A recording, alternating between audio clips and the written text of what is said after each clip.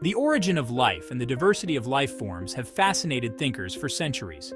Two main perspectives dominate the discussion: pangenetic naturalism and intelligent design, or ID. Pangenetic naturalism asserts that life arose and developed entirely through unguided natural processes. It posits that random mutations and natural selection acting on simple life forms over vast periods can explain the complexity we observe in biology. Intelligent design, conversely, proposes that certain features of the universe and living systems are best explained by an intelligent cause, not an undirected process like natural selection. ID theorists argue that biological systems exhibit a high degree of complexity and intricate design, suggesting the work of an intelligent agent. This essay will explore the strengths and weaknesses of both perspectives, ultimately arguing that ID provides a more compelling explanation for the origin and development of life.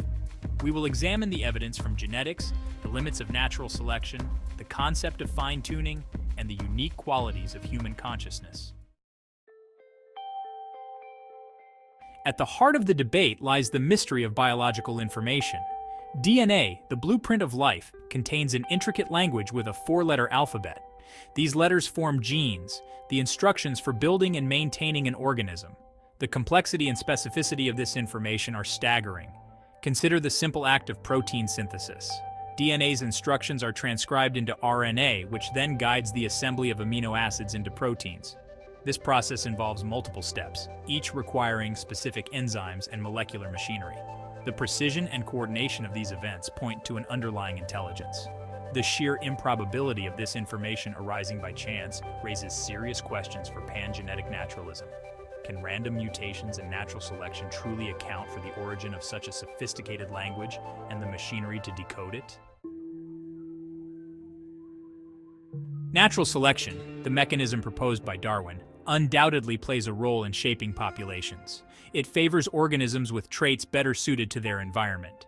However, natural selection acts on existing variation. It does not explain the origin of that variation or the complex structures themselves. The intricate machinery of the cell, for example, poses a significant challenge.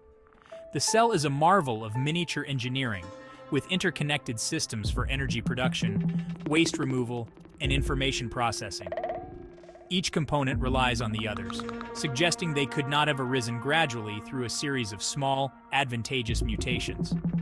Furthermore, many biological systems, like the human eye or the blood clotting cascade, exhibit irreducible complexity. They require multiple parts working together, and the removal of any one part renders the system non-functional. This poses a problem for Darwinian gradualism, as it's difficult to envision how such systems could have evolved piecemeal. Section 4. The Enigma of Fine-Tuning. The concept of fine-tuning provides further support for intelligent design. Physicists have discovered that the fundamental constants of the universe, such as the strength of gravity or the mass of an electron, are incredibly precise. Even slight alterations to these values would render the universe lifeless. This fine-tuning extends to the conditions necessary for life on Earth.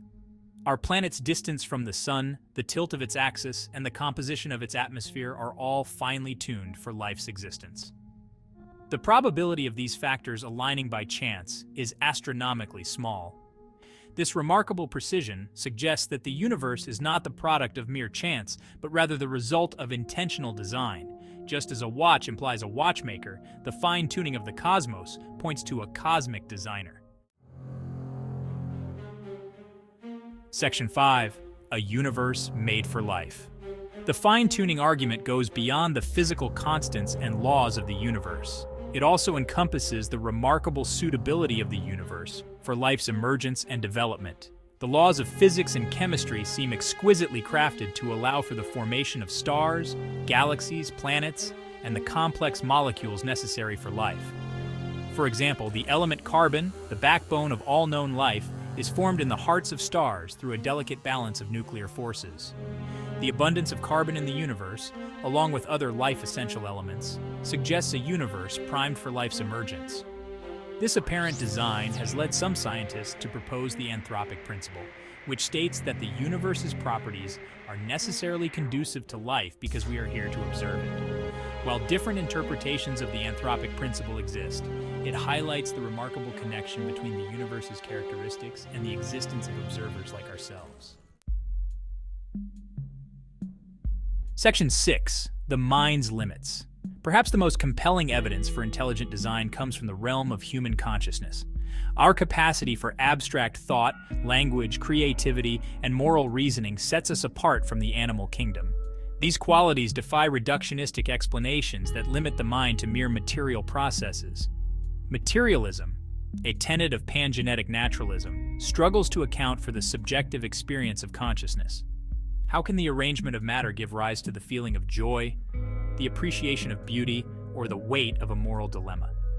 These experiences transcend the physical realm. Furthermore, our intuitive understanding of logic, mathematics, and the laws of nature suggests a mind attuned to the universe's underlying order.